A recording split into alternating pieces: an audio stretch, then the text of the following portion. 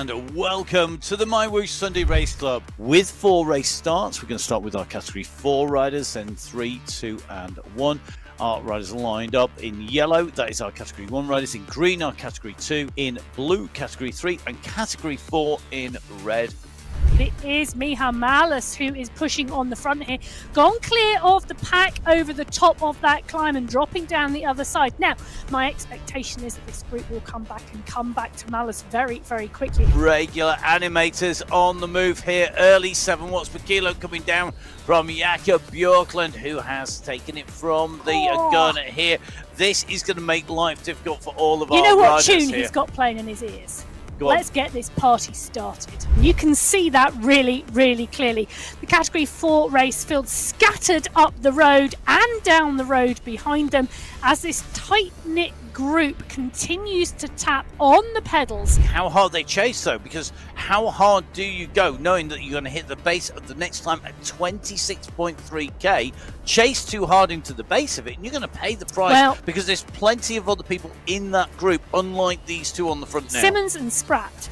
This X100 on the move, 9.5 watts per kilo as he tries to break clear of the group behind. He's got 5 seconds gap on that chasing pack. You can see behind he's got to make 14 seconds up. The second part, because the second part of that climb hits 17%. Well, it is our Category 4 riders who are going to see the start of the climb first. That's the polka dot banner for the final Wollongong climb. 6 riders behind. 4 prizes, 6 riders, and a few hundred meters to make it count. This is going to be really interesting. Maillard has got... He has got the win in sight. You can see the UCI banner, the finish line on the Sunday Race Club, as Maillard in Category 4 comes round the bend and takes the win.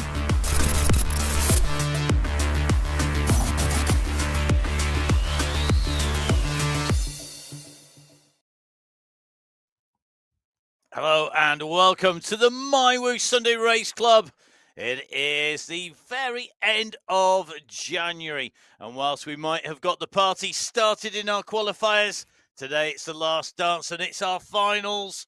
Who is going to be going home empty-handed and who is going to take home the best prize going in esports? We will see. My name is Matt Payne. I'm going to be bringing you all of the action with the one and only... Me, Emma Martin. You can tell we didn't rehearse that, can't you? Welcome to the Sunday Race Club. It's great to be back with you. We've had a cracking women's race. Please do watch that back. For the men, we are heading basically onto the same mountain. We are. We're going to Arabia for the men's final in January. It's 45 kilometres of racing, 997 metres of climbing. There are 5 sprints along the way. Then we get to the aquarium climb, a Category 4 climb at 23.7 kilometres into this race. 3.3 kilometres in length with an average gradient of 3%, but it's not the Yebel Yace. That comes at 31 kilometres into this race today. It's 13.5 kilometres long. Yeah, I'm going to say that again. 13.5 kilometres long with an average gradient of 6%. It's a Hawk category climb and 500 metres from the polka dot banner. Well, that's going to be the finish line today. Big course, big climb. Big prizes, some big teams in here. 4 race category starts, all start at different times. Our Category 1 are the last to go. They are preceded by Category 2, Category 3, and the first to go, Category 4, who are lined up and ready on that start line. This being our finals, the riders have got themselves into their teams. Let's see who's going to take this out.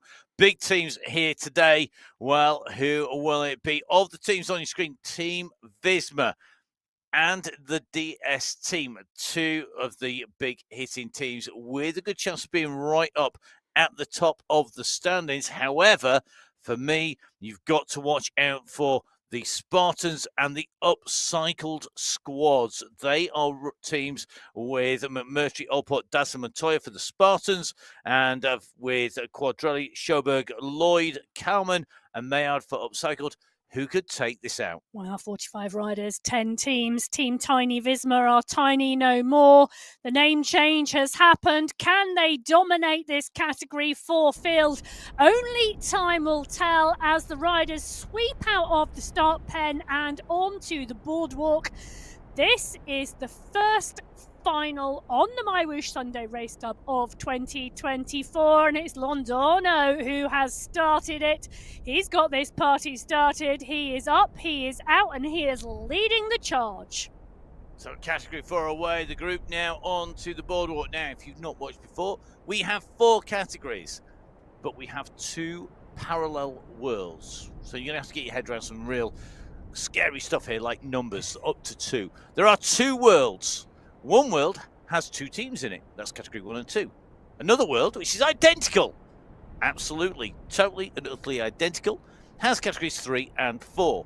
Category 3 and 4 can see each other, chase each other, and draw from each other. Category 4, the first out of the pens, and we're in already with John back.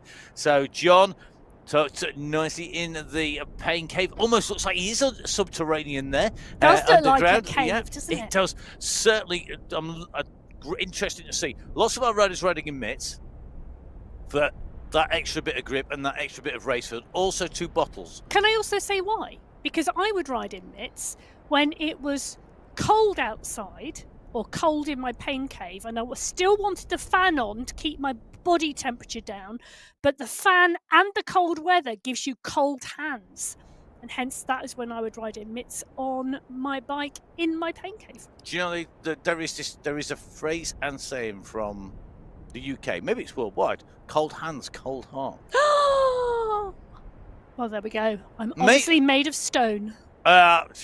No, that's just me when I try and ride a bike. I think well, it is pretty much. I'll tell you something. Luke Allport has had a cracking month this month. He's had 3 second places in the qualifiers. Take a look at that. There he is. He's up and out of the saddle and he's pushing on already in the finals. He wants to go one better, I would say, today.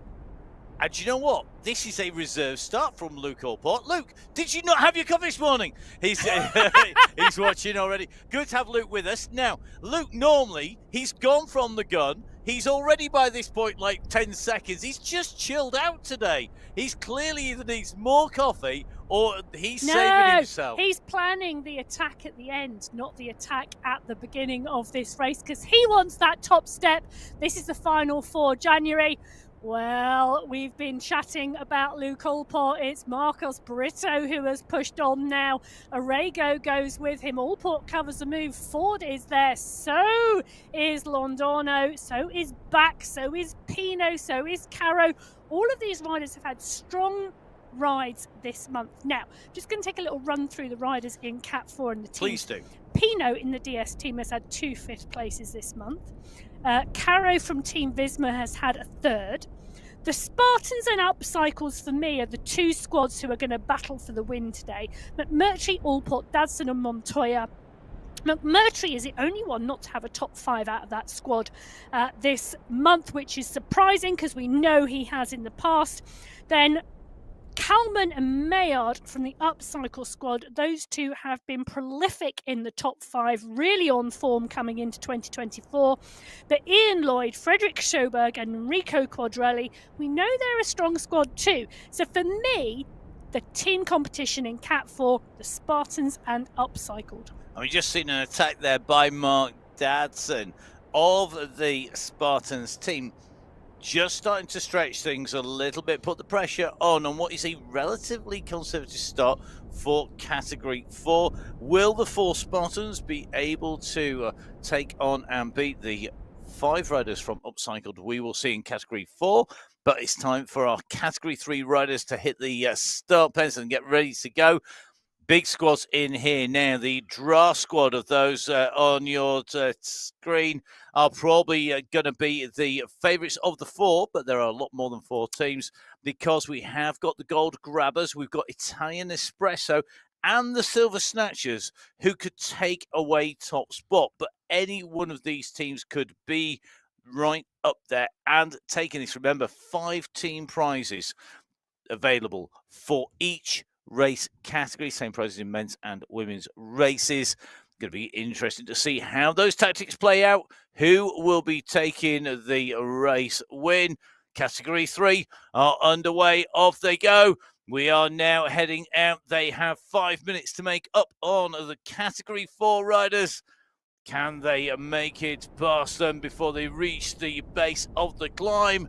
Remember, of course, we have the aquarium climb kicking in at 23.7k, and then the biggie at the end, 31 kilometers of the Yebel Yace, and it looks like Category 3 may be doing a little bit of a Category 4 race here with a very quick kick off from the start and a little bit more strung out. Well, that kick off the start coming strong at the moment, and Dexter Abello, Ryan Giuliano, they are all in the mix as we can see this stretch on this Category 3 pack. Now 44 riders on the start sheets today, 9 teams. It was the Silver Snatchers who took it from the Gold Grabbers in the December final, but Draft and the Italian Espresso squad have got great teams and great form at the moment. I think this is going to be a 4-team competition today, but I'm not going to let any other teams dissuade me that they couldn't sneak a win either. But Draft, Gold Grabbers, Italian Espresso and the Silver Snatchers have got to be the 4 squads in Category 3 who are going to be competing for top spot in the team competition today. And we've got really strong riders in Category 3 and 4. We've got a lot of very strong riders in Category 3 and in Category 4, which means that they are our biggest race fields, and when you combine the two, that makes them absolutely huge. That extra pack size, that extra draft that's available, the extra speed that's available, it does change, doesn't it? The time, the speed, the distance that these riders are covering. It might be 45k, but they really motor because of that pack size. They do motor indeed. So as we're watching Cy Bradley on the front of the pack at the moment, we're also watching him down in his studio as he's leading this group out. Let's just have a little look, shall we? So the Yebel Feet was the December final course. Last time, 118 the win in Cat 1, 125 the win in Cat 2, 131 the win in Cat 3 and 137 the win in Cat 4. But it is so close between the squads. Each of the categories are really well grouped in terms of matched ability, and Bradley will know that well because he has been battling in Category 3 since he joined the MyWhoosh Sunday Race Club. And good to see it's a good battle coming up in front of our riders because they have a lot of course to cover before they hit the hills. 23.7k before you go into the first of our climbs. This group all together, they are sitting in the draft. Quick reminder for you, don't forget you can jump in and jump on board. We always say best place to start is with qualifier number 1, and that is going to be coming up next week. Really important. Download the rule set, download the guide. If you're going to jump on board, it's not just a case of hit the button on the day of the race and jump in. This is the Premier Race Series on MyWhoosh. MyWhoosh, of course, the official partners of the UCI for esports for the next 3 years, and of course announced this week also now a main sponsor of the Road World Championships that are coming up in Kigali in Rwanda. In the middle of those 3 years, you've got Zurich in Switzerland, the 21st and the 29th of September this year. 2025 will see us in Rwanda in Kigali. And that's going to be the first ever UCI Road World Championships on the African continent. In 2026, we're going to be in Montreal in Canada for the road, and the UAE squads will be racing, I'm sure, there. We're probably going to see Tadej Pogacar there. And an interesting tease, are we going to see Tadej Pogacar maybe competing in the Esports World Championship? Because they are talking about having some wild card entries available. 2 wild cards in the men's and 2 wild cards in the women's. That is going to be, well, it could be really left field, couldn't it? It would really throw. Puck Pieterse! I want Puck Pieterse on the start line. That would be phenomenal. Puck, if you are listening, I know you are game for a lot of things and you are a lot of fun in your riding and you really give people a lot of joy. But in the women's cat, that's my call. We will see Matthew van der Poel In the men's, Tadej Pogacar up against each other, two of the real big superstars of the men's racing. I actually would quite like some of the UAE women's, the UAE ADQ team to be in here.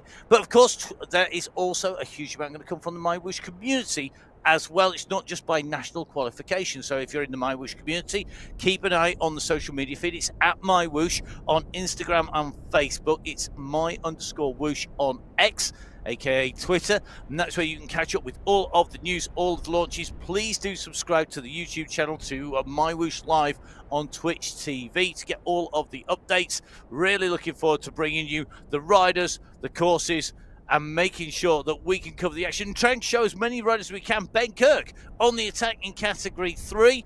He's off the front. He is getting his moment of the front of the group, his moment of fame on the screens. And I think he's got the headphones on there. He's really going to be smashing the tunes out. Well, the sun is shining in the background for the Anzac Wolfpack rider as he continues to push in this race. So we'll wonder what's in his ears as he makes his way down there with those headphones on. Ben Cook at the moment.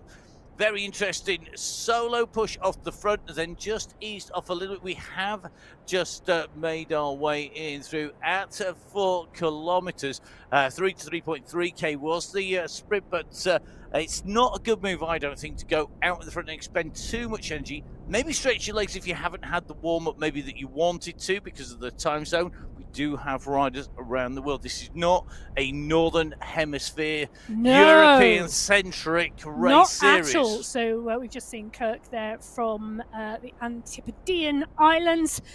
He is joined here, Ola Warren from Scandinavia. We've got Tortoretto and Gonsalin from the States in there. We've got Kansara from the UK. We have I'm going to call them our Colombian contingent because we have a lot of riders from South America joining the MyWhoosh Sunday Race Cup, and great to see that all around the world. And Paulo Kirchner is here from Brazil. Brazil, one of the places, if you are going to watch the cyclocross World Cup from Brazil later on today, you're going to get me in your ears. We know that for a fact, because Evan regularly watches from Brazil, or well, Evan's computer does, allegedly, he says very quickly, because of course we love to put words to the action of all sorts of sports display. We're here every single Sunday, and thank you everybody who messaged. There were a number of people, particularly in the men's race field, who messaged after the racing, the cyclocross racing from Benidorm, saying, I recognise that voice. You talk about me on the Sunday, and now you're talking about what Van Aert laid on the floor. Yes, it's me, because I will be bringing some more cyclocross action, some more UCI action coming out to you. Really looking forward to that, so please do tune in. But make sure, of course, that you keep your eyes out for the UCI World Championships, which is going to be coming up on MyWhoosh in October. I'm looking forward to that. That's going to be an absolute blast.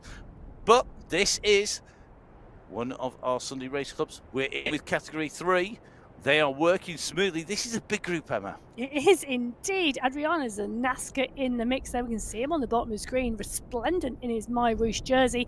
Dexter Bello, Didac Cadiz, Roncalli, Giuliano, Squillari, all surrounding him in that pack.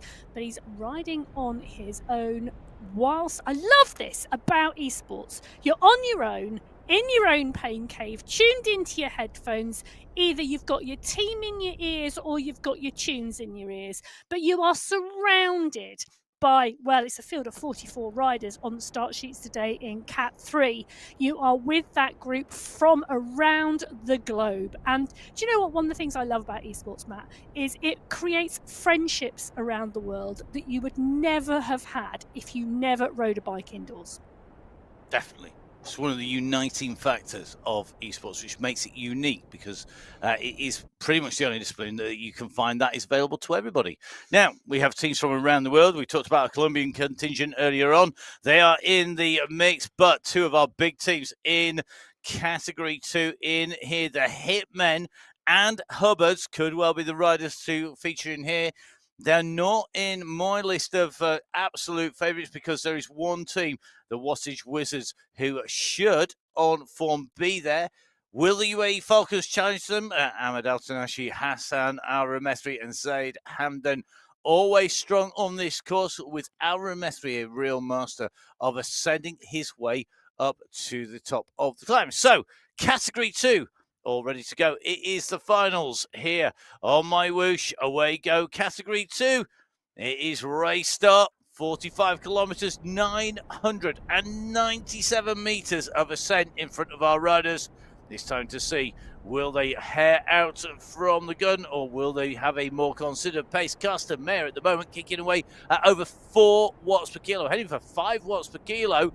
He's taken them out, but they're very quickly onto his heels using that draft. He's a wizard with pure wattage at the moment as he kicks out of the start pen. He's pushing on, part and parcel of that team that have had a fantastic January. Bengston has taken a 3rd and a 5th. Krasnich has taken a 1st and a 3rd. And Van He has taken a 1st and a 5th. Mayer and Obitko, part and parcel of that squad as well. They really have to be up for this team competition today. The Hitmen, Spratt and Simmons, have been part and parcel of that squad and have both taken 2nd places this month.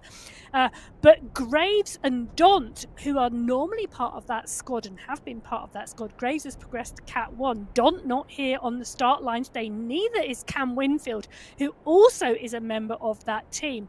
Now, Hubbards. Ritter has taken 2 4ths and a 5th. Von Haar and Bjarhead all riding well. For me, it's those 3 teams we need to keep an eye on today.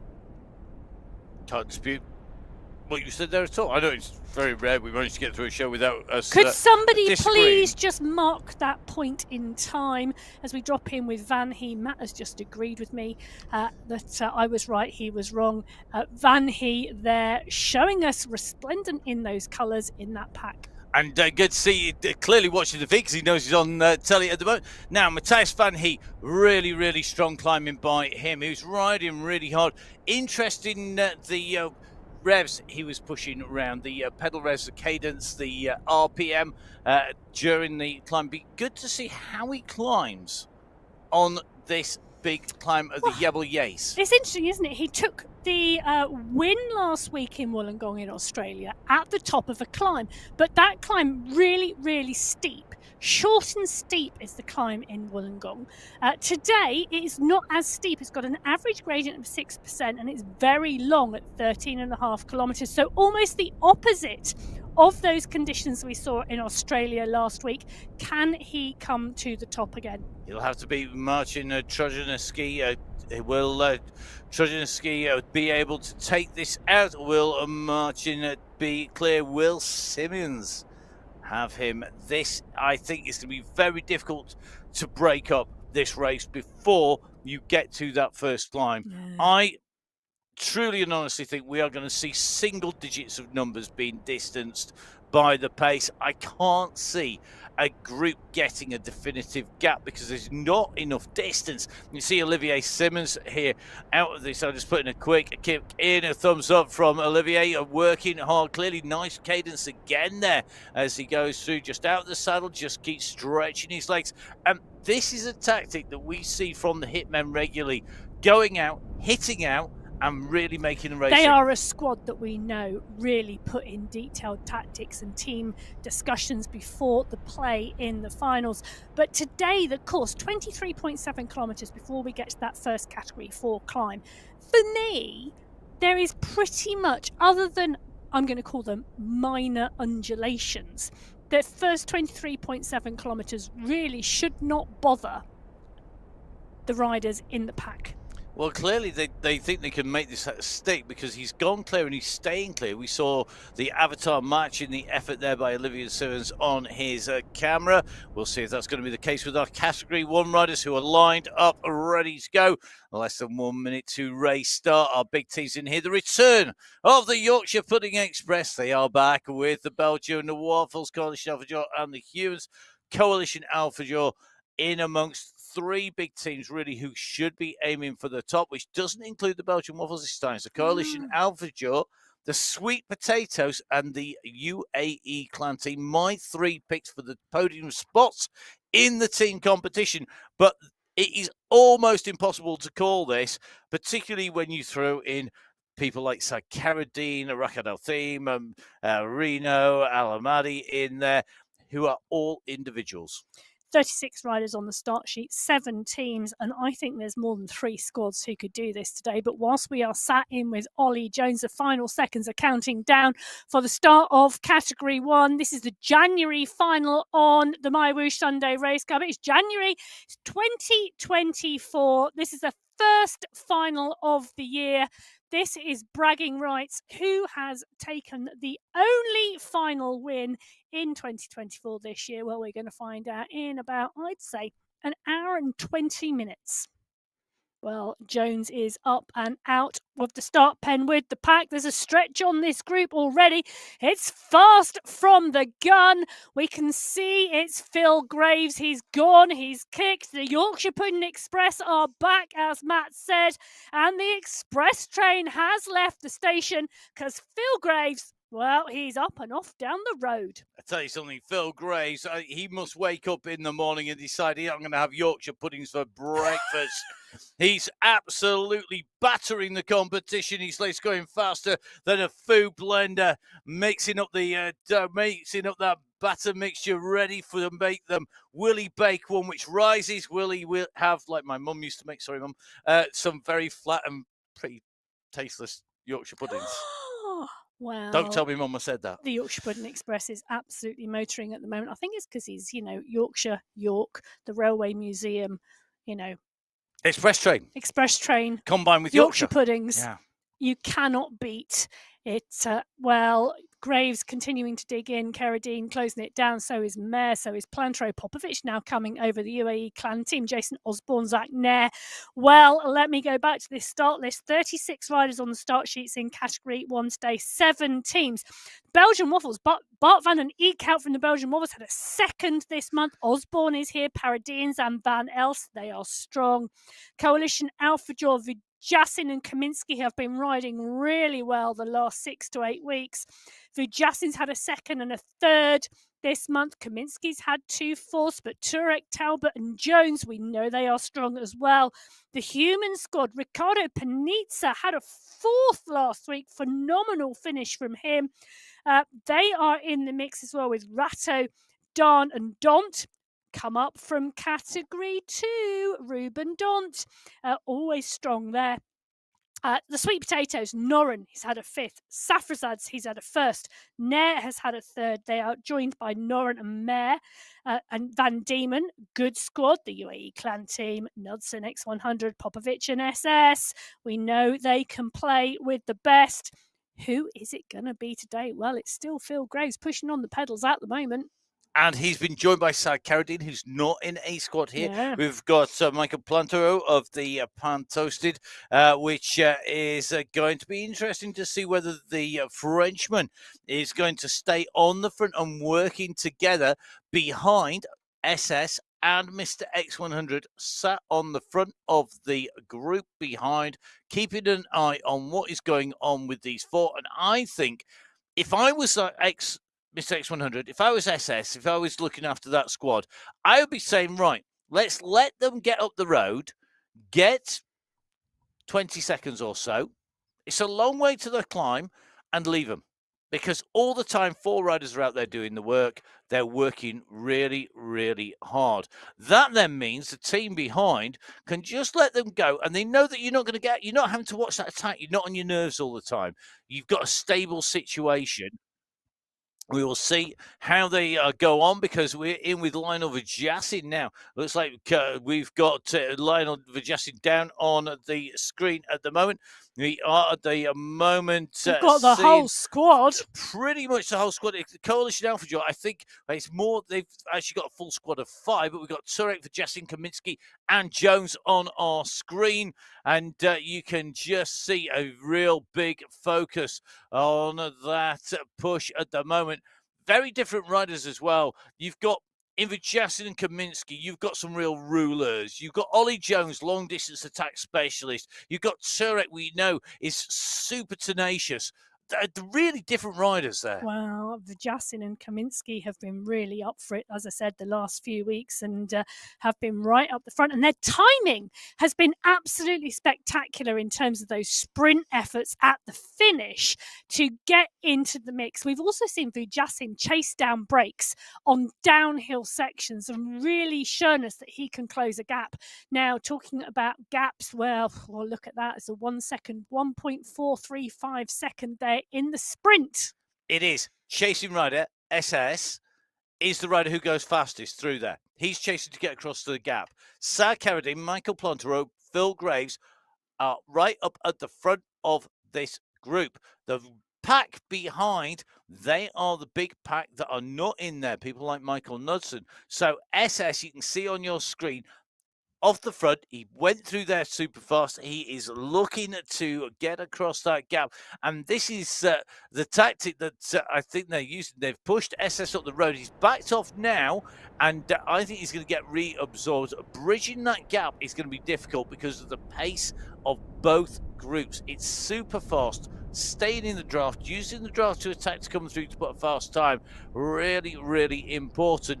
But at the moment, the leaders in Category 1, you've got Graves, you've got Mayer, you've got Carradine, and you've got Plantero. You've got 3 teams plus Carradine in there.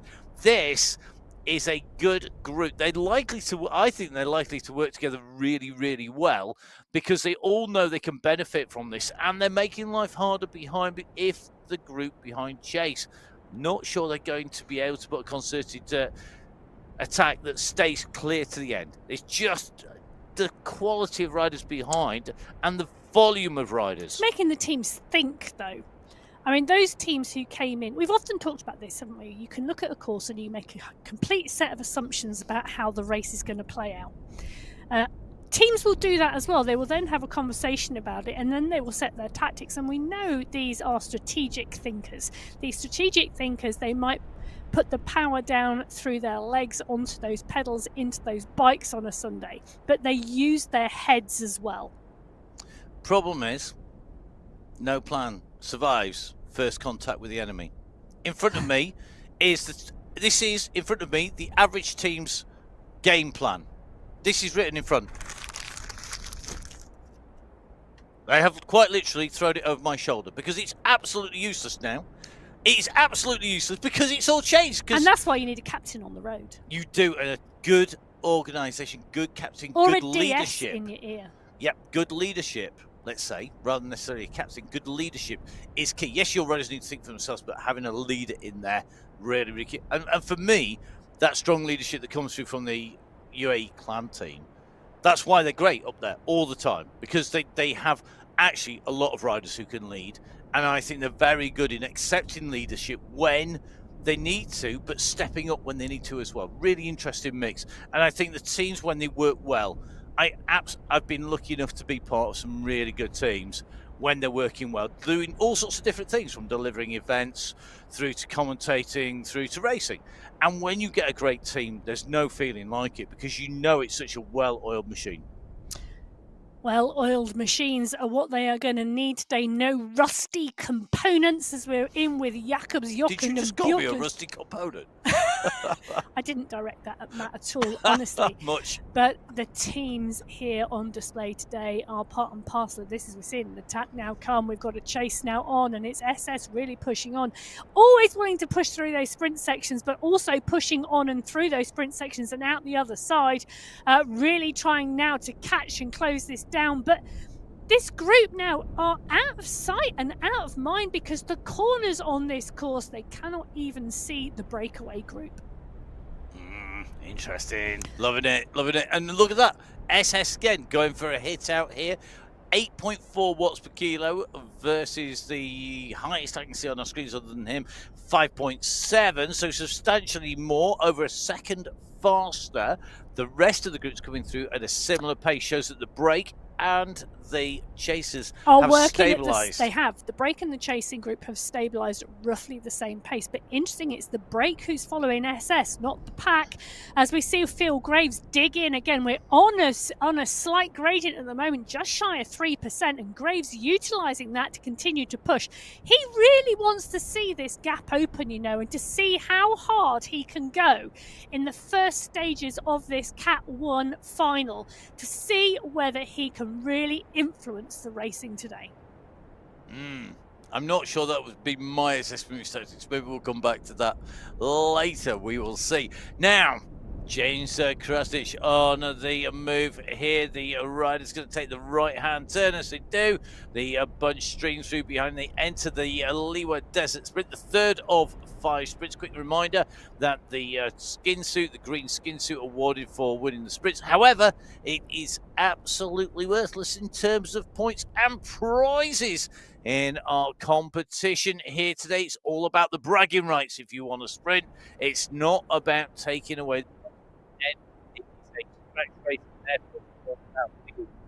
first rider over the line to take first place, second place over the line taking second, subject of course to verification, and the verification process is really, really important. We haven't talked about it for a while because it is absolutely groundbreaking. It's Emma's favourite subject. I was just going to say, let's just also confirm the team competition and how that plays out today. Oh, that's also your second favourite subject. The teams can have between up to 5 riders per team. It is the first 3 riders in that team over the line with a verified finish. Their time is added together to give the total time of the team, and it is that time of the first 3 riders in the team that contributes to that team competition, and that is why we see variation in the time. So last month in Cat 4 it was 59 seconds between the Bauhaus Sport Club and Upcycled. It was 1 minute 11 seconds between the Silver Snatchers and the Gold Grabbers in Cat 3, 1 minute 6 seconds between the Hitmen and Wattage Wizards in Cat 2, and 1 minute 39 seconds between Coalition Alpha Jaw and the Sweet Potatoes in Cat 1. Now, up on your screens, you can see the Wattage Warlocks are up there. They will be wanting to take away their team win. Very different conditions. You can see Kitsera here at the moment. It's pitch black there. I wonder what time of day it is where Quintera is. Meanwhile, Shur and Gombe, well, it's sunny where they are at the moment. It is daylight. Riders from all around the world are racing on MyWhoosh. That is a real illustration of that as these riders make their way around. I think that was Finland for Ivo Shur, but I could be wrong on the location of Ivo Shur. I have to say, well, you have to be careful. Is Finland, so that may be an East European state. You also have to be careful because obviously the flag often represents the nation of birth. They don't necessarily have to be living there.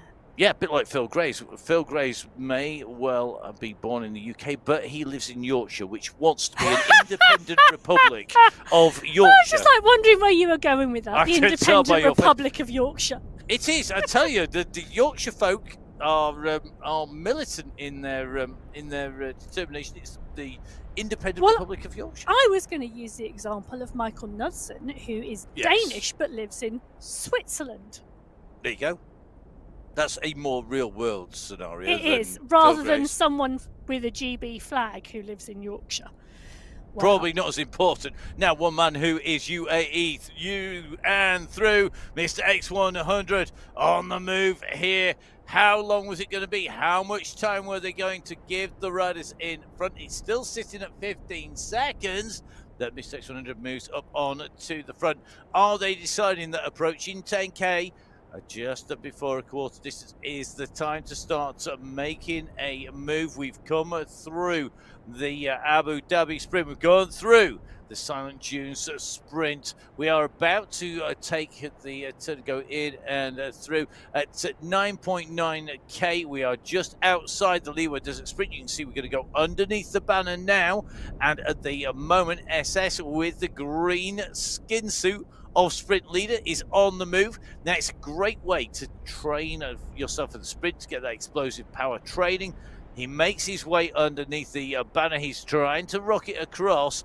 It's a win-win here. He could either just take home the jersey for the skin suit in green, which he does, but it may be that he's able to bridge it. It may be that he provokes a response from the other teams behind to do a little bit of chasing and not leave the UAE clan team to do all the work.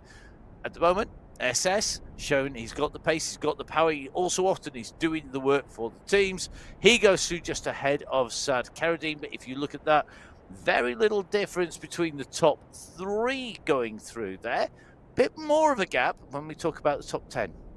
So, and excuse me just one moment, we're going to do a small education section for Matt, because Ivo Sur, the flag, come on, Estonia. Told you it was Eastern European. Yeah, but you didn't get it correct, did you? I was struggling, I must admit. So, my mum and dad have actually been to Estonia. They said it was an absolutely lovely place. I was surprised they didn't emigrate. They were so effusive with their comments about it. well, effusive with their comments they may be, but it's going to be interesting to see who's effusive with their legs, with their power, with their punch, with their climbing ability. It's going to be really key today, because the climb at the Did you just have a coffee or something? of this race is 13.5 kilometres in length. The average gradient is 6%. Said Safrazada is in his studio. He's punching on those pedals. He's already out of the saddle. But, well, he's got a long way to go. 11.3 kilometres done now of this 45-kilometre race. The first climb, the Category 4 climb of the aquarium, but that comes at 23.7 kilometres. So still some way till our climbing starts for this Category 1 pack. Arnie Jacobs is in there, as well as David Talbot, Ollie Jones, Ricardo Panizza, David Don, Pim van Diemen, Zach Nair. The pack is fast and furious, and the race is on in Category 2 as well, because Olivier Simmons is continuing to push on the front with Carsten Mayer. Those 2 riders now rounding off the roundabout before the chasing pack behind. That chasing pack is being led at the moment by Von Haren. Coincident is in there as well. So is Kranich as Simmons comes round. Mayer comes round Simmons goes back round Mayer. They can't decide who wants the lead at the moment, but it's only 5 seconds from the chasing group. Do you think that... I know a rider who just can't sit in the bunch. They just can't let the race unfold and be patient. And they have to try and animate everything. Even if it's at the risk of not winning, they want an exciting race or ride. And in fact, probably I think their best ride they ever did was when they were at the back. They missed. They had a mechanical on the start line of a national championship, and then managed to race through the entire race field just about and get themselves right up there. In fact, they overtook the race field that started behind them as well. I've just tweaked who you're talking about. Yeah, thank you. I'm not going to name them, but they just, you know, even if it means your race is not going to be necessarily the best result, they're going to go out and race it because they want an exciting race. Some riders, I mean, look at Tadej Pogacar, a perfect example. They do. He would rather the race was interesting in some ways than actually what the race result is. He doesn't want boring racing. He absolutely loves animating it as part of that UAE Emirates squad. And some riders, well, there's a number of things in there. Let's unpack that a little. Some riders are motivated by chasing. Some riders are motivated by leading and keeping the gap. Some riders, as you've just said, are motivated by an exciting race, and regardless of the result, are in it to make it exciting and to liven it up. They don't want, oh, let's ride round in a pack and we know so-and-so's got the biggest sprint, so they're going to win at the end. No, very interesting to see who is going to be doing what. Now, leading group here in Category 3. Are they... in animating this, are they going for a big breakaway here? Tom Gates here from the Netherlands is a rider who we know has got some great form. When he's riding strongly, he's very strong indeed. We've seen him at the front of the MyWhoosh Sunday Race Club. It's been a little while since he's been leading the groups out, but he is very, very strong indeed. He's got with him Joachim Skretting, who's been getting great results as well. You've got Cy Bradley in there. You've got Ben Kirk, who we saw on the move early on, looking strong. He was a solo leader The 4 riders have a 12-second gap, so they are clear at the moment. They are going down into the dip. They are heading towards the aquarium climb, which is where the riders on the right of your Good screen, timing. category 4, are on. So if you get that gap, they're about to go into a dip and a climb. Good Be timing. very interested to see what happens now. Bit further back down the course, if I can put my teeth back in, then we are seeing another sprint section. No surprises to see SS going down the road. Mr. X100 is on his heels this time. Does this mean they're going to push through? If you put 2 down, you would keep going. This is it. I think this is it. They've decided that the 4 out front have been out long enough. SS, they know, is the workhorse of the UAE clan team. X100 has said, come on, I'm coming. Let's go. Let's sort this out. The 2 of us can close this down. SS, X100, fastest time through the sprint. SS, 21.884 seconds. Half a second faster than X100. And take a look at that. Jones, Graves, Simmons, Popovic, Bjorklund, Van den Eekhout, Noren, all rounding out the top 9 there on this heritage sprint. And 3 riders from the UAE clan team in the top 9. Interestingly, Olivier Simmons from Belgium, right up there in the mix as well, showing that he's an aggressive rider within his race on this section. Remember, the sprints and the climb segments are timed from the entry to the segment to the exit of the segment. It's not first across the line, it's fastest time through. Now, in with Ollie Jones in category 1 in the chasing bunch, which is a little bit more fractured than it has been, with riders going down the road. We've just seen Jones on the left here. He's stretched, but Jones is looking smooth to me at the moment. 81 revs per minute. He's just looking comfy. That's not a rider who is on the edge. Well, you can see the fan working hard and keeping him cool in his pain cave as Michael Knudsen is alongside him. Now, interesting, Knudsen has kept his powder dry so far for the first 15 kilometres of this race. He's kept it really, really quiet as Jones has pushed on. Look at that dig from Ollie Jones. 8 watts per kilo taking him from the back of the group to the front of the group, and he's gone off the front of the group, and he is giving chase now to SS and X100 because those 2 UAE clan team riders have gone off down the road. They're giving chase to the breakaway group, which are 12 seconds further down the road. Well, it's Phil Graves who's down the road at the moment, 12 seconds down the road as Jones comes across to X100 and SS. That now puts him firmly in the chasing group. And the reaction has come from Vidal Mayer behind. He has seen that danger. He's seen that train leaving the station. He wants to be on there, so Jones goes in with SS, with Mr. X100. They are really pushing at the moment, and Vidal Mayer wants to get across. 8 watts per kilo by Mayer. This is going to swell the chasers. So we have Phil Graves solo off the front. We have what is going to be a 4-man group. I've just seen Mr. X100 indicate with those emoticons, the little right-hand side of a rider's screen. There's the little interface which allows them to indicate, to gesticulate at the other riders, whether that is because they're feeling good, feeling bad, or they want somebody to give a turn and help and let's work. Mr. X100 indicated he wanted some work now. Has Simmons and Mayer done the same? They've got work being done very well indeed at the front. They are 17 seconds clear of the chasing group, including Estonian Ivo Sjur. I do learn my lessons. As they come up here, will they be able to come back to these 2, Emma? They are 17 seconds clear. Well, the rider from the Hitmen and the rider from the Wattage Wizards are working well together at the moment, trying to increase that lead. In the category 2 race, and Simmons and Mayer, both strong riders, both continuing to tap out the power between 4.5 and 5 watts per kilo. A continued concerted effort. The group behind, well, I think they're looking like they're going backwards. Slowly. Yep, incremental gains on the front.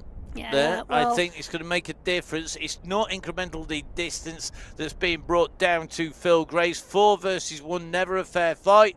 And at the moment, they are going to bring Graves back. I think Phil Graves, a brave effort, but he sees the riders behind coming, and it's Graves, SS, Mr. X100, Ollie Jones who are going to make that with mare as well. Osborne, interestingly, you see that number? 2.9 watts per kilo. This is really interesting now, isn't it? Because Phil Graves has gone hard from the gun. They're 17.4 kilometres, 17.5 kilometres into this race, 24 minutes now gone. He's had a really hard 24 minutes pushing on the front. He's about to be joined now by 4 riders, which will give a leading group of 5. 5 could be enough to stay clear until the start of the Yebel. Yes, depending upon the gap that they have at that point, I think will depend on whether they stay clear. But the riders in the pack behind, I think, are hedging their bets and taking it easy. If I was in that chase group, I would be waiting until the kilometre before the climb. The reason I would do that is, if you wait until the kilometre before the climb, as the riders go onto the climb, immediately before the aquarium climb, you have a dip and a rise. The aquarium climbs at 23.7k. You dip down into it, so you drop down. The riders in front are going to physically slow. They're going to go slower at the front as they hit the climb. You're going to be descending. The distance between you will be down.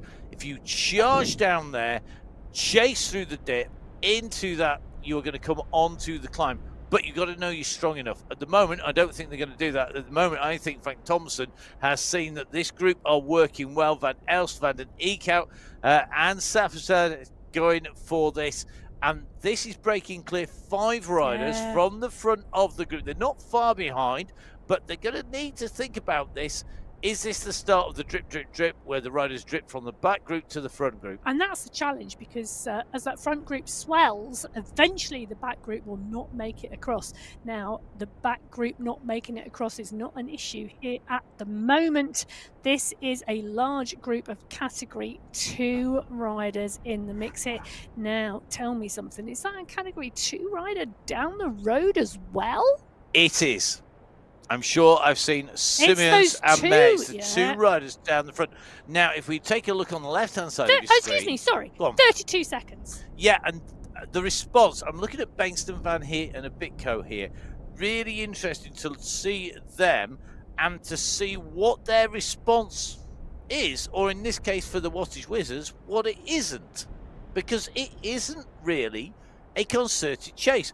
I don't see panic written on any one of those 3 faces whatsoever. They've just given away 36 seconds to 2 of the hitmen, and at the moment, no. they are. One hitman. Yeah, they're 2 and different one teams. teammate. Well, and 1 Wattage Wizard. So they're quite happy to let them go down the road. That means Wattage Wizard down the road. They can sit there, chill. Exactly. Chill out, lads. Grab an ice cream. I can't see anybody grabbing an ice cream on a 45-kilometre race, particularly when they are 21 kilometres into it. They are coming up for the halfway point. You do not have an ice cream halfway through a bike race. Well, not unless you speak for yourself. In the team car. But these guys are not in the team car. And we can now see that X100 Jones mare have caught Phil Graves in this Category 1 race. So we now have a leading group of 5 riders in the Category 1 race. 2 riders from the UAE clan squad. Coalition Alpha Jaw are in there with Jones. The Yorkshire Pudding Express are in there with Graves. And can you guess the last team, Matt? UAE clan team. No, it's a Sweet Potatoes. Oh, Sweet Potatoes, sorry. I was too busy trying to mentally cheer on the riders, because I love it when riders go attacking. The rider I described earlier was not me, by the way, but I also do fall into the same trap of wanting the action to come and for the rider to animate the racing. SS, very interesting. Again, sprinting through that sprint section. I think he's multitasking today. I think he is looking for a good race result. He's looking to work for the team, so that's 2. He's also looking to improve his sprint and his power simultaneously, so that makes 3 at least. 3 things accomplished during the same race by riding on MyWhoosh. I think that's what's going on here, because why else would we see SS go through well over a second and a half clear, then back off. He's stretching his legs, he's working, he's getting good training, and he's getting the racing, and he's working for the team, and he could well be in for the win. 5 riders clear at the moment, 5 prizes up for grabs in each of our race categories. Our Category 1 team riders are racing for 50,000 AED for the win in that team competition. Really, really key to make sure that you are going to be right up there at the finish. That is in Category 1 on the left. Category 4, right-hand side of your screen. They're going well, but it's a big group. The size of that group in Category 4 at the moment. You can see that polka dot banner coming at 31 kilometres. Category 4, they started first today. They started 20 minutes before our Category 1 race field. They are now on the Yebel climb. They are at kilometre 31.45, and we're in with Mark Dadson. Now we know Mark Dadson can indeed climb very well. The question is, can he continue to climb? There you go. We've now got Mark.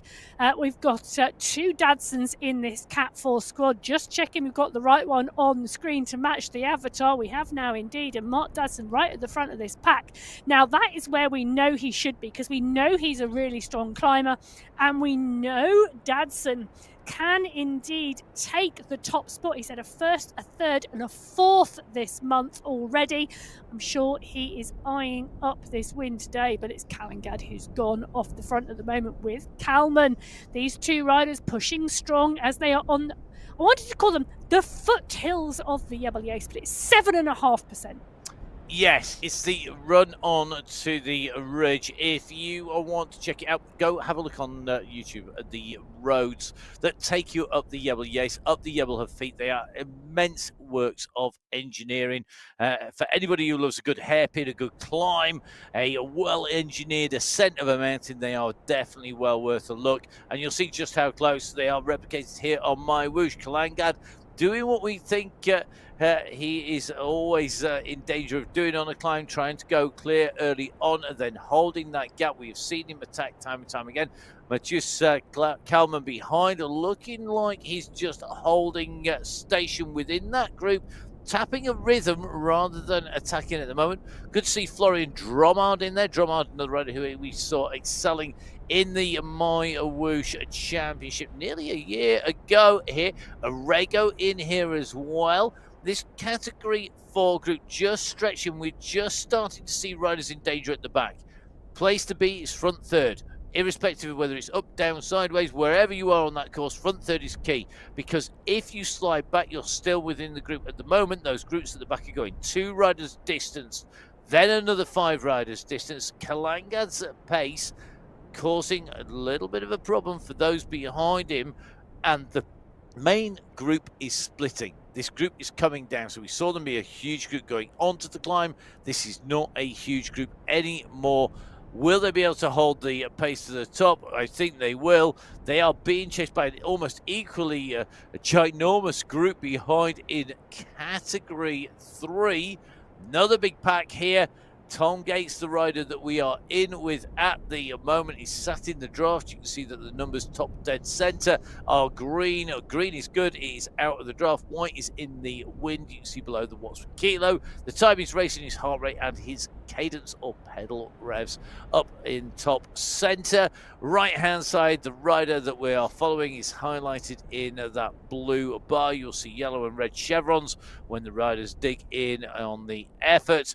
Left-hand side of your screen is your satellite navigation or radar view, and that tells you the distance of the meters ascended, and it gives you an indication of where the riders are. So this, the leading group of riders in Category 3, can see, if they look on their radar view, they may not be able to see them on their main screen, but on the radar view they can see that long chain of red dots ascending the mountain in front. They're about to hit the base of the climb that comes at 31 kilometers. And a quick reminder for you that this climb, we have the 13.5 kilometers of the climb segment to the polka dot banner. At the very top of the climb, there is for further 500 meters from the polka dot banner to the finish line, the UCI banner that indicates the finish. Of course, the team at MyWhoosh, all part and parcel of the UCI delivery team, delivering the Esports World Championships in October, the official esports partner, and now, of course, main sponsor. And keep an eye out for when the Worlds come. The courses, when they come, I'm sure everybody's going to be jumping on. I can't wait to ride in all three courses.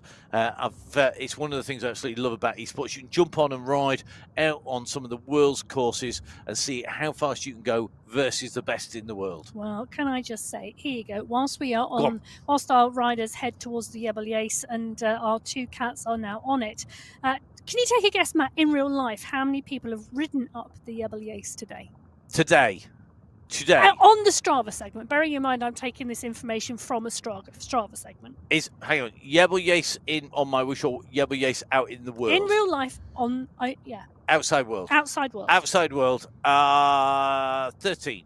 I am on the Yebel full hill, for full disclosure, for anybody on looking at Strava today. 11 riders. Whoa, come on, that's pretty good. That's not bad going, Matt. Well done. So 11 riders I have going up the Yebel full hill today. Fastest time, Stuart Henwood, 1 hour and 7 minutes. Stuart, get on the course, come and race. That's a quick time. Clearly can ascend well. Now we have our riders on the Yebel on MyWhoosh. They are on the bottom of your screen, category 3 and 4, category 1 and 2. They are on the aquarium climb at the moment, and our group of 5 riders leading category 1 are still clear. Bit further on down the road, though, categories 3 and 4 are on the Yebel. They are starting to come together. Category 3 are closing in and passing a number of riders who've been distanced by the race leaders in category 4, but you can see there is a long way to go for them to pull all the riders back. They set off 5 minutes behind category 4. They've closed down some of those riders, but this is a big pack. The breakaways have not stayed. We are now on to the climb, and they need to make this count, but it's a big old group going at the moment at about 23 kilometers an hour up here. Do you want to know what the fastest time is? Quickly. Well, Cusimano would have to set a really quick time to beat Vincenzo Nibali, who holds the record with 40 minutes and 38 seconds. But that is the 19-kilometre climb, not the 13.5-kilometre climb that we are doing so indoors we are. today. In fairness, it is a long climb. I think it's 15k if I remember correctly. Actually, 18.94. 18.94 is it the fall from bottom to top? It is the longest climb. I think that is used. Well, Nibali setting that Shark of Messina, setting that time as part of the UAE Tour, if I remember correctly, as part of the team. Let's take a look at this, because this is category 3 at the moment. And Cy Bradley is on the front here, but he has got company. Squilari is here, Cusimano is here, Rodriguez is here, Hoyas is here, Abello is here, Kochkov. These are really strong riders. Ryan Giuliano is here as well. This is a big, big pack of Category 3 riders, and the strength and depth in this Category 3 field. Kansara has had a win this month as well. The strength and depth here is fantastic. I mean, I said at the beginning of the show, I reckon there were 4 teams in Cat 3 who could take the win in the team competition today. I think there are a lot more than 4 riders who could take the win in the individual. I think pretty much anybody in those teams and those outside really is a huge, huge field in there. Super competitive. And at the moment, they are on the ascent of the Yebel. On your screens, the leaders and chasing group that are just showing now are on the aquarium climb. Now, Stefan van Elst are looking to close this down. You can see that they're ascending between 6 and about 7 watts per kilo at the moment. This is still a compact group. We're not seeing the detritus of that group being spread backwards from the front of the group. There's no riders being scattered. They're not dropped down the hillside. This is a class group. The adhesion to the wheels here is incredible because they are climbing so strongly together. The leaders have just gone over the top. Michael Kaminsky, blimey heck, he looks very calm and composed at the moment. It looks like he's smiling. Maybe Michael Kaminsky is smiling on the way up because maybe it's he knows going where he's plan. going to attack. Exactly, it's gone to plan. The group at the 5 are off the front. Michael Kaminsky is thinking, right, do you know what? We're through as a group. we are still in a position. If that's scattered, if that broken to 25 individual riders chasing 5, you'd have 1 against 5. But you haven't. You've got a big pack going over the top together. Jones, Mare, X100, SS, Graves. It's a real mix.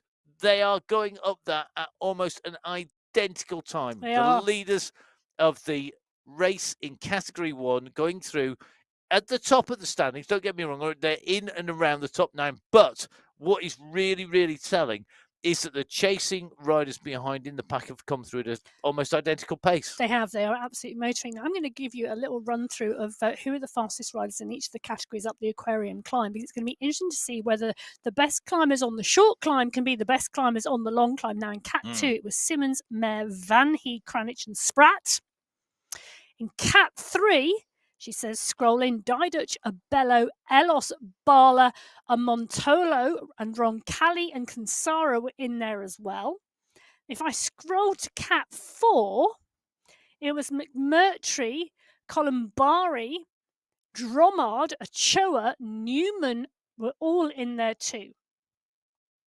So packs, and riding strongly, big groups in the categories at the moment, all riding very, very consistently.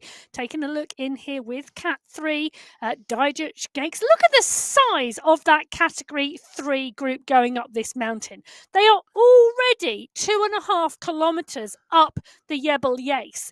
And there has got to be, without me adding it up and counting really quickly, there's got to be over 20 riders in that leading group.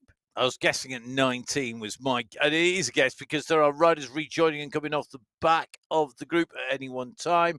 We've got riders distance. This was even bigger coming up the climb because you can see behind our leaders, there are now riders in 1s and 2s scattered about 2K down the hillside. And for riders who are new to MyWhoosh, take a look at the bottom left-hand side of the screen at the moment. That is a great indicator where our Category 3 and Category 4 riders are on the Jebel Yais at the moment and what is being done to the groups. You can see the leaders in the Category 3 race are working their way through the back of the Category 4 race field, and it is a big, long, strung-out group. There is a pack at the front, and then there are riders further back. You can see here now, this is the leading group in the Category 2 race. Again, over 20 riders in this group. As they squeeze tightly in a bunch, they are not spread out like the Cat 3 riders. It is a tight, tight group swinging towards the climb. And they are chasing the gap now 40 seconds. It's rocketing down because the riders are heading into the climb on the front. They're going to slow right off, but 40 seconds the gap. The 2 riders clear. Carsten Mare, Olivier Simmons. This is a big pack behind. They've got to close the gap down, and they need to do so if they want to be there. I mean, Mare and Simmons are good riders. They are not shabby when it comes to climbing. Shabby. They're not shabby. They are definitely not shabby. That is not a word I could use to describe Carsten Mare or Olivier Simmons and their climbing ability. Definitely not. But they need to, if they keep this going 40 seconds, that's a big gap. I know that we are going to head on to the big climb. Under the banner they go. But this is going to take some doing to stay clear. Take a look at what is happening behind, because they are not going to stay clear of this Category 1 race field. The leaders in the Category 1 race, the group that are away, Graves, Mare, Jones, X100 and SS are 8 seconds clear here going around the roundabout. No. They are 8 seconds behind the Cat 2 group. Yes, and SS has been distanced. No, he's trying to get across. Remember, SS he has been distanced. He's at 11 seconds. Yeah. And then 32 seconds to the chase group. So it looked like 8 because SS was sitting on the bottom of the screens there thinking that's the gap. It's 30 plus seconds. It's 48 Graves, at the moment. Let's just clarify. Graves, Jones, Mare and X100 are 15 seconds clear of SS, who is chasing in the middle. But they are 30 seconds clear of the entire chase group of the main peloton in Category 1 that is currently being led out by Jason Osborne. Frank Thompson is in there, Stefan van Elst, Jasper Paradians, Arnie Jacob is in there. Those riders are in this group you can see at the moment going under the start banner of the Jebel Yace. Is this going to force the hand of the climbers in this big bunch to go early? Because if you've got the climbing ability, you hit this climb, it goes up over 6% very quickly indeed. You know that you've got time, you've got to pull back on the leading group. And that leading group are very, very good indeed. And they're good at pacing the climb here. Now, Vajassin out the saddle, just dancing on those pedals at the moment. A real quick turn of the pedals. We know he can climb. We know that he can take victory. So he a known and proven winner. But at the moment, Lionel Vujassin has to stay focused. He'll want to stay in this group. He will want to close the gap down. And I think that they are coming at speed. He's got a teammate down the road in Ollie Jones. They've put that rider down the road, the Coalition Alpha Jaws squad. The other team that put the rider down the road was the Sweet Potatoes. Vidar Mer went down the road to close the gap. X100 from the UAE clan team and SS did the original chasing. But let's not forget, Phil Graves has been out there for 31 kilometres. Well, just whilst Emma just gave us that rundown, just a quick update for you. Phil Graves blown out of the group, gone backwards. SS out of the group. They've been caught. Bye-bye, he passed. said. Yeah. Thank you very much. Goodbye. They have been passed. They have been distanced. They came past at speed. They came really quick and they rocketed past. In the time Emma got to the end of the sentence, they have been passed. Phil Graves, thank you very much for the attack. Enjoy the ice cream at the top, mate. We will see you when you get up there. Please, please, please do let us know if you've been on the attack today, if you're going to be on the attack in the future, if you're going to be riding, do get in touch. We'd love to hear what our riders are up to, both on MyWhoosh and, of course, out and about when you're riding outdoors as well. We want to see, do get in touch with us. You can see Jakob Björklund out of the saddle here. Jakob, another of our real strong riders. We know that he's going to be right up in the mix. Can he stay there? Can he make his position count for the team? Because that is so critical today. The Pain Toasted squad, Arnie Jacobs, Christoph Thiem, Jakob Björklund on your screens, along with Yodi Jochems and Mikael Plantero. They are going to be looking to take away a team prize here today. They need every single rider to do everything they can. This is not nailed on for anybody because this is such a long climb. Quick reminder, today's race is 45 kilometers long. The riders at the moment are at 32.4k. That means even with my rubbish mass, it's a blooming long way to the top. Well, it is a long way to the top. This is a Hawk category climb, and it will finish well. The polka dot banner signifying the end of the segment of the climb will come 500 metres before the finish line. However, it continues up to that checkered flag. Our Category 1 riders were the last riders underway today. They're at 32.6 kilometres. Category 2, 32.9. Those two groups are going to come together shortly on this mountainside. Category 3, well, they're at 35.9. Category 4, they are at 37. So we are about to see Category 1 catch Category 2, and shortly Category 3, I think, will catch the leaders in Category 4. They were the riders who started first today. But Klangard in Category 4 has done what we said. He put that attack in at the base, he opened the gap, and he's holding the gap. And once you've opened the gap, if you put that acceleration in once, so long as you can hold the riders off behind, you then just need to be watching what's going on behind and matching or exceeding the pace of the riders behind. And it's a group of 6 behind him. Okay, so it's going to be 6 versus 1 in Category 4. Category 1, the leaders furthest back on the road are splitting. Now, Category 1, we saw them come through past Graves. We saw them come up and go past SS, who was desperately trying to stay on. Talbot is now attacking at 7 watts per kilo up here, but he is chasing the lead group, and the gap is down to 2 seconds. 2 seconds to Mr. X100 Vidar Mer. Now, actually, I'm going to rephrase that. 1 second, now it's going to go to 0 because they've got them back. They are back in the fold. The chasers have all been brought back that have been distanced so far, but I think we have still got escapees up in front who are already mixed in with the Category 2 race. And if they have come back, who is left up in front? Who is up with those Category 2 riders? There's at least one, if not two, riders still in front. But who are they? Who is staying away in the confusion of the riders in the mix? It's Ollie Jones. Look at that. It's Ollie Jones, and he is Ollie. Right up in the mix. He is 300 metres up the road at the front of the Category 2. Well, he's not quite at the front of the Category 2 race, but he's at the front of the Category 2 chasing pack. He's got Simmons and Mayer up the road. Now, if Ollie Jones can bridge to Simmons and Mayer, he's going to put a huge group of riders between him and the chasing group. Fantastic move by Jones from the Coalition Alpha Jaw squad to sneak away whilst they were looking to catch. And you can see how desperate everybody is behind to get onto Jones's wheel.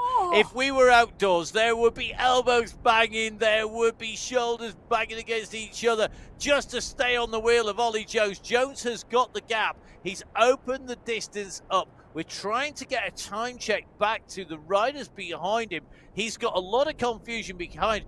I'm not sure they don't think they've caught all the riders, because on the left of your screen, it's a tight bunch. You can see a big there's pack. Nobody going for it. In fact, and they can see on the screen, it's very occasionally, and only very occasionally, you can work out that there is a yellow blob in the middle. Now, have we given the game away for Jones, and have we told anybody who is listening at the moment that there is an escapee up the road? Simmons and Mayer, they are 6 seconds clear as Jones continues to tap and continues to bring the chase in the Category 2 race back up to the leading two. Now, they will not be happy.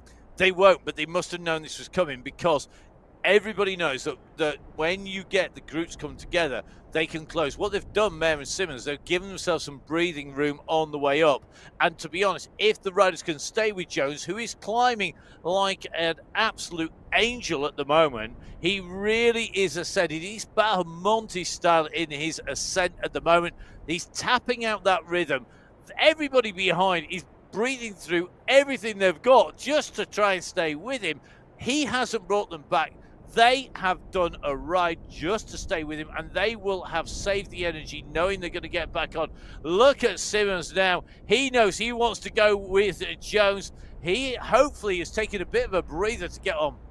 Jones has the wings beneath his wheels at the moment. It's an angelic ride up this mountainside. The Yebel Yace is under his wheels as he continues now to come through to the head of this race. Spratt and Simmons now trying to go with him and trying to hang on to that back wheel. They got some breathing room. They could have taken a little bit of rest. Olivier Simmons didn't look panicked there. He knew what was coming. He had been watching behind. Ollie Jones has gone up the road. He's got the riders coming up with him. But look at this. Olivier Simmons, he was on the attack, but he has stayed in with them. And Mayer at the moment is only a second behind, but that could be a critical second. Jones is breaking them, though. Jones is going, and at the moment the gap is opening up. It's only a second or so to Coyston. It's 2 to Ritter, but the gaps are opening, and now Simmons is trying to stay with Jones. Have the pack realised what's happened? Are they prepared to let Jones go? There is still 10 kilometres to go. 10k to go. There is 10k to go, and this is winding up to be a fantastic first finale in 2024, as this pack really are in Category 1 still stretched wide across the road, indicating a similar silent pace. Now, Vujasin and Kaminsky, they are the teammates of Jones, and they are not going to want to be part and parcel of any chasing. They want to come in with the pack, and they are going to want to lead the pack into the finish line, but they are not going to want to be the ones chasing. They're going to be wanting to the other teams to work to close the gap. They want to be shutting down that effort, because the more seconds Jones can get, the better it is for the team competition for Coalition Alpha Jaw. So Vujasin and Kaminsky, they've had seconds, thirds and fourths this month. Turek, Talbot and Jones are the teammates for that squad, and they want the other riders to be doing the work. And at the moment, it's Pim van Diemen from the Sweet Potatoes who is up there and pushing with his teammate Syed Safrazad. Now, that is the squad who are going to want to close this down, because they are definitely in the run for the team competition this month. The UAE clan team have already done a lot of work. X100 and SS have worked very strongly. Knudsen is in there, and we've not seen him at all really today. Is he on form, and does he have the legs to take the win? It's a long way. I'm sitting here just They're not thinking, going to Tipperary, you know. I could sing that because I actually know all the words to that. It was a sign of having parents who spend their entire time singing. There goes another weird insight into the sad, strange, crazy world of Matt. But I was sat here thinking about that distance, thinking about 10K. So 10K run, thinking about 6 miles. 10Ks when you're racing uphill. I have ridden climbs that are much longer than 10K. I've ridden very, very long climbs, and when I was racing weight as well. And it's just the mindset the riders need not to panic. And that for me is the key thing here. They can't panic. Jones has got one mission. His is easy. Just keep going. Just cannot. He's got to not blow, and he's got to just keep going. Behind, this is now about not panicking. It's about being in the right place, not letting the gaps go too far, making sure the gap, and watching everybody else. It's much more complicated in this group. And for me, that is a really difficult thing that they have to think about. They've distance riders behind that they maybe don't want to bring up. They've got to think about that team competition. Ollie Jones is getting big time in the bank here if he can take this to the finish. And his mission is simple: sit there and pedal. Well, I'm not quite sure he's feeling that it's very simple at the moment. I think he's finding it very painful. But whilst that pain creates the power that is taking him up this mountain, the rest are scrabbling behind. Vujassin, his teammate, is in the mix. X100 now coming to the front. Zach Nair, Noren, Jacobs, Van Diemen, Van Elst. They are all still in here. You know, this pack now being led by Stefan Van Elst. Pim Van Diemen is also really trying to work hard on the front. They're starting to stretch the group down the hill behind them, and riders pushing to stay in the group, and that group of chasers in the Category 1 race stretching, coming back together, stretching, coming back together. The gradient now at 7, nearly 8%, but it's going to back off again in a minute, and we will see it come back together. This is turning out to be a great finale to January. In today's finale, the groups here are chasing. They are the leading chase group of Category 1, trying to close down a solo leader in Ollie Jones, who has tiptoed his way off the front. He used the catch to go clear. He has got the gap, and he has left the rest of the teams trying to make up their mind what they're going to do about the Coalition Alpha Dual rider, who is clear at the front. Most of the teams have riders in this big pack. They are not breaking it apart. They are about to catch, though, the leaders in Category 2. Olivier Simmons and Carsten Mayer, our long-time breakaways, came back into the fold. It happened when the chasing riders tried to take advantage, to take some inspiration from the climbing majesty of Ollie Jones and get on to the wheels of Mayer. Along with Simmons, everybody tried to go with Jones. Nobody could do so. They're about to have the same thing happen, but this time it is not one rider who is going to come up and through, but the pack of Category 1 riders. And this is where you have to be attentive. You have to be smart. Go with the riders. Try and stay with that leading group of chasers in Category 1.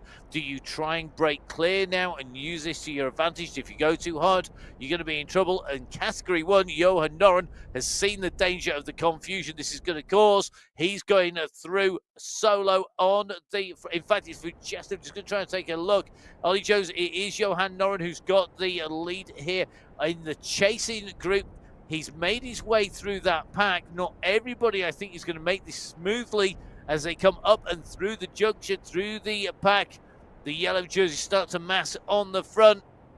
And I think a number of the green jerseys of Category 2 have gone with them. Now, this big mass of Category 1 came through like an express train. It reminds me of the packed streets, with the markets at the side. You see everybody pulling everything to the side as the train comes through, but then everybody tries to get out as quick as possible afterwards. It's a bit like that. This train has just come charging through, and everybody wants to be in there. They want to take advantage of the gap that's created by the train coming through. There are definitely distance riders in Category 2 now, looking to see if the riders who've been distanced are going to be riders who we would expect. We'll have to wait and see. Category 4 on your screens. MyWhoosh Kalman at the moment in position 2 is chasing Kalangad. The gap is down at about 11 seconds. It's not come down a huge amount, but what is important, Kalman, Cridland have gone clear of Allport and Co behind, and the gaps are starting to open up. There is still a reasonable sized bunch. Luke Allport out of the saddle. I could imagine Luke in his pain cave now. I've got a vision in my mind's eye because we've seen him on screen before. Luke Allport here out of the saddle, 64 revs per minute. He's going to be churning those cranks around. Gear.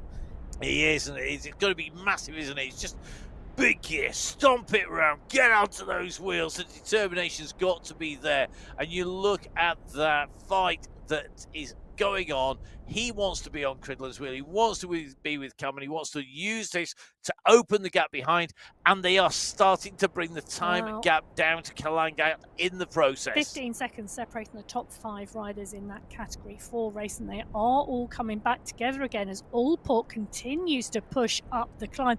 Just backing off the pace a minute because he's come back to the group, and the rest of the group picking it up. You can see there, look at that effort in that garage. The garage door is open. The air is coming in as much as possible to cool Luke Allport down as he continues his way up the Yebble Yace.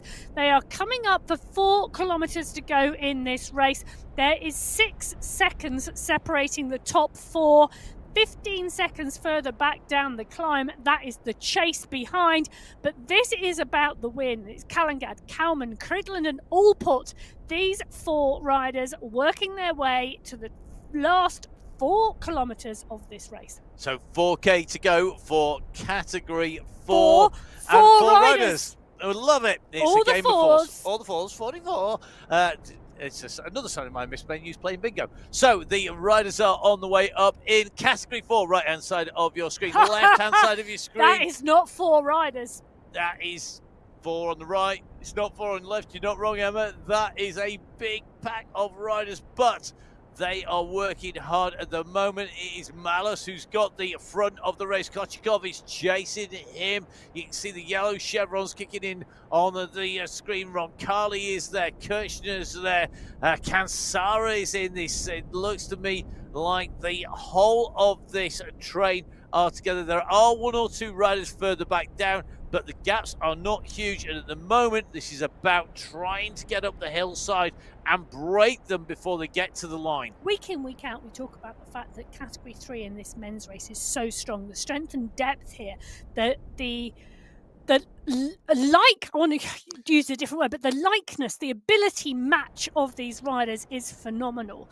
Throughout December, 18 different riders in this category took a top 5. It's been a short month in January with only 3 races, but 10 different riders in this pack. We've seen movement up to Category 2 for a lot of these riders, and so the rotation in Category 3 is so interesting to watch, and the development of the riders and the strength and depth of the field is just a fascinating race field to watch. And as much as anything, the difference is because they are so close, because there is such little variation in the physical abilities of the riders, comes down to style, and it comes down to mental attitude and tactics.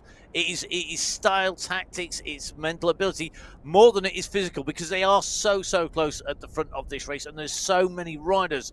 As you can see by the result of them all being in contention. Great shot of Camilo Sanchez, who's right in this group. It's nice to see a different angle, actually, of our riders. And you can see got the projector up, so he's got the game up on the wall. There you can see MyWhoosh glorious Technicolor. That is a great strategy for anybody wanting to race. Project it onto the wall. You can see everything. And the projector's now a really, really good value for money. It's a great way to pop it up onto a wall, onto a screen. You can put a whiteboard up. You can use the white wall. A white sheet. You can project it onto a white sheet. The projectors now are fantastic value, and it's a great way of putting it up so that you can see what's going on. Really fill your senses with that racing. At the moment, Sanchez is with the leading group of Category 3. They've gone through a big pack of Category 4 riders, and they have distanced them. They've still got more in front. 15 riders in this leading Category 3 group with 3.5 kilometres to go. So 15 riders in this leading Category 3 group with 3.5 kilometres to go. It's a race on at the front of the Category 4 race. It's also a race on further back down the mountain for the Category 1 race field. Ollie Jones now has over 40 seconds. He is clear at the front of this race. It's Safrazad now who is doing the chasing with Osborne. Kaminsky is in there. So is Vujassin, but neither of them are coming to the front of this chase group. They are just marking the riders because it's their teammate up the mountain. And this is the key moment. It's that number, 5K to go. Everybody has that in their head. 5K, 3.4 miles, whatever it is a key marker. 5K, everyone knows 5K is when you've got to move. If you've got somebody with a gap, that gap I saw flying around the 48-second marker point at one point. It is, of course, a live update because it is dependent on the rider's speed and position on the course. It's a live calculation, and therefore it's going to go up and down. At the moment, it's hovering around about 27, 26 seconds because of the move here. They've got to make them move fast if they want to bring Jones back. Jones has to hang on and dig in deep because Saeed Safrazad, Jason Osborne, Lionel Vujassin, Michael Kaminsky, Johan Noren, Zach Nair, Stefan Van Elst are all showing how much they want this. They're starting to play the cards. Safrazad on your screens on the left there and on the main screen. This is his push. He has worked hard, but they are coming back, and it's Mr. X100 who goes over the top there. He did not want to be distanced by that push. He wants to be up there for the team. We've got Popovic in there, his teammate, and the momentum master, the man who has this absolutely dialed. I'm sure the algorithm is hardwired into his DNA somewhere. He's that good at reading how to race the game. Well, he has got position and he has not gone yet. He's got a phenomenal kick, but the pressure is on. Have we lost some key riders here? Oh, I think we have. I am taking have we lost everybody? Not so sure. We have 3 riders in the mix from the UAE clan team. We have 3 riders in the mix from the Sweet Potatoes. We have 3 riders in the mix. In fact, we have 4 riders in the mix from Coalition Alphajaw. And we have 3 riders in the mix at least for the Belgian Waffles. That tells me we have 4 squads still with all their counters at the front of this Category 1 race. Well, they have got 3.8 kilometres to go. This is not just about who takes the individual competition. This is about who takes the team competition in this race. And we have 4 teams with all their players still on the table. 5 teams in total to get prizes in each of our categories. Quick reminder, Ollie Jones at the moment, he's racing for the individual win. That would be 10,000 AED for the win in Category 1 if he can hold on to the summit. If he's part of the winning team in Category 1, it's 50,000 AED. It's a huge sum, but he's got to stay clear. You just saw the chase coming behind, red chevrons everywhere. The gap is 20 seconds. The distance, it is still over 3 kilometers, over 3,000 meters, 3,200 on our screens at the moment. That is a huge number, and he's got to hold off a rampaging, chasing a group behind. Jones in the center of those 3 riders. It's Safrazad doing the chasing at the moment. Look at the effort on his face. So he is one of the team from the Sweet Potatoes, but it's the Coalition Alphajaw riders that Jones is part of. We've talked about Kaminsky and Vujassin being on form, but Kaminsky, Vujassin and Turek all in that chasing group at the moment. So Coalition Alphajaw, 4 riders from their squad up there. But it's the other riders as well. Safrazad from the Sweet Potatoes. He's got Noren. He's got Nair also for company in that chasing pack. This is going to be a fast and furious final 3 kilometres. Ollie Jones doing everything he can as we now see Michael Knudsen come into the mix from the UAE clan team for probably the first time today. He has been noticeable by his absence. Is he waiting for the moment to strike? He's watching everybody. If he is suffering, he is doing so quietly because he's not been trailed off the back of this group. He's sitting there, not showing his cards. All 4 of our categories approaching the finale of the month, and now Knudsen goes over the top of 6.5 watts per kilo. He starts to wind this up. Vujasin very quickly onto the chase behind him, but it's Knudsen who is leading the chase now, and the UAE clan team rider is pulling down the time gap to Jones. It's down to 20 seconds. And look who's going with him. It's his teammate Pablo Popovic, because they need not just one rider up there, they need 2. They need to get the seconds, they need to close that gap down, and they need to get this level in this team competition. But in doing so, they are bringing everybody up the mountain with them. This is going to be so close. The leader on the road, Ollie Jones, 25 seconds up. They are approaching the top of the climb. Who is it going to be? Will they get the gap down? You're going to have to wait to find out. We're going to take a quick look back at Category 3 and Category 4 leaders. Our Category 4 leaders on the right of your screen. Matus Kalman with a gap of 15 seconds on Kalanga, 21 seconds back to Cridland. They are your 1, 2, 3 at the moment, with Kansara in what is 4th place. He's got company with Kirchner, Didosh and Co.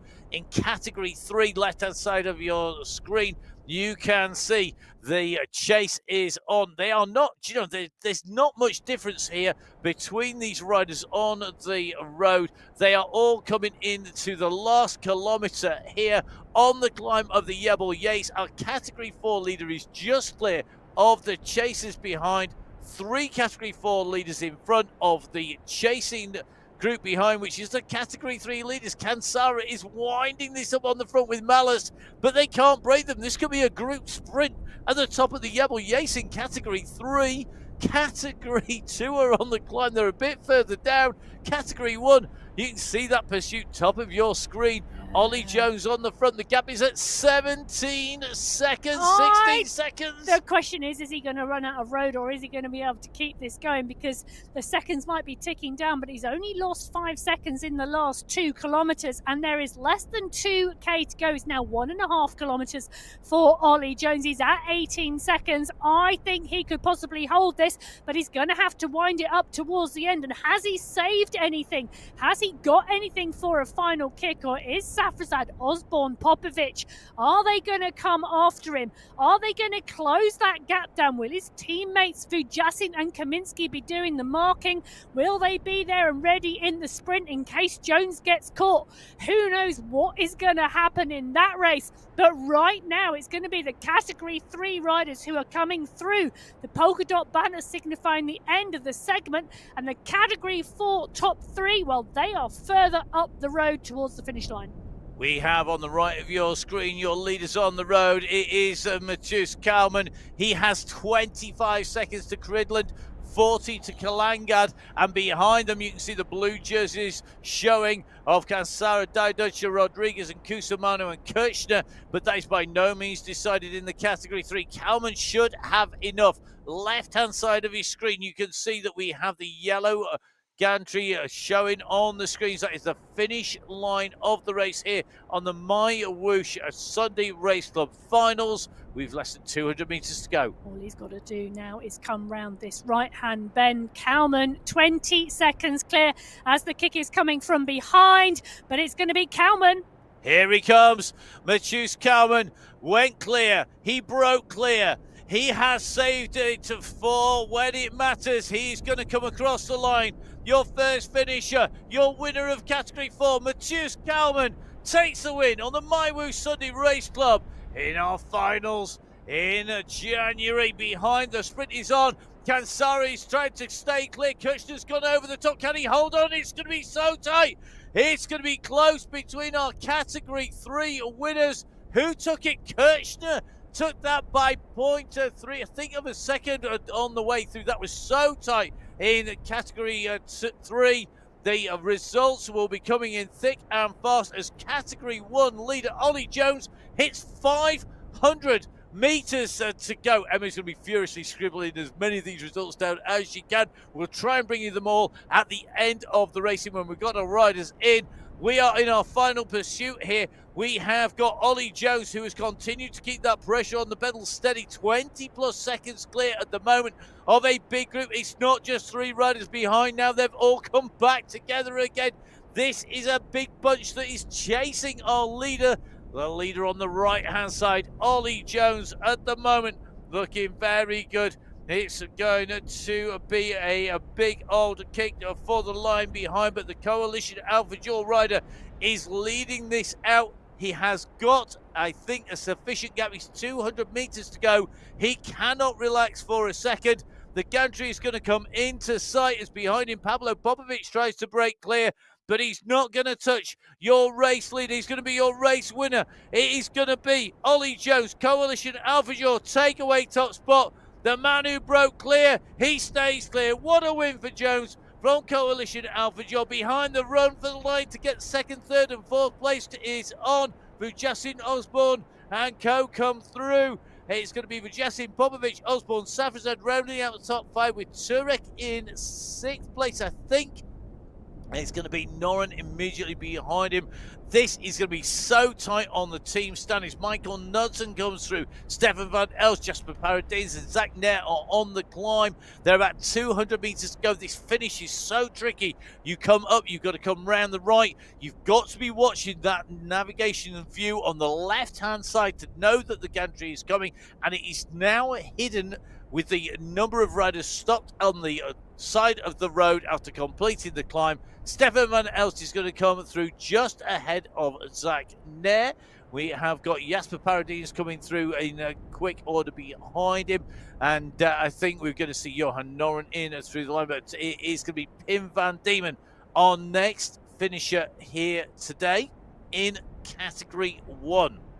So, Category 4 and 3 and 1, the top positions decided, subject to verification, of course, as we see the next counter for the UAE clan team, who threw everything, pretty much including the kitchen sink, at the race today to take away the team win. Have they done it? Mr. X100 crosses the line. It will stop the clock for his counting position in that team competition. Individually, Jones takes the win. Great ride by Ollie Jones. Aggressive riding all the way through and a breakaway winner.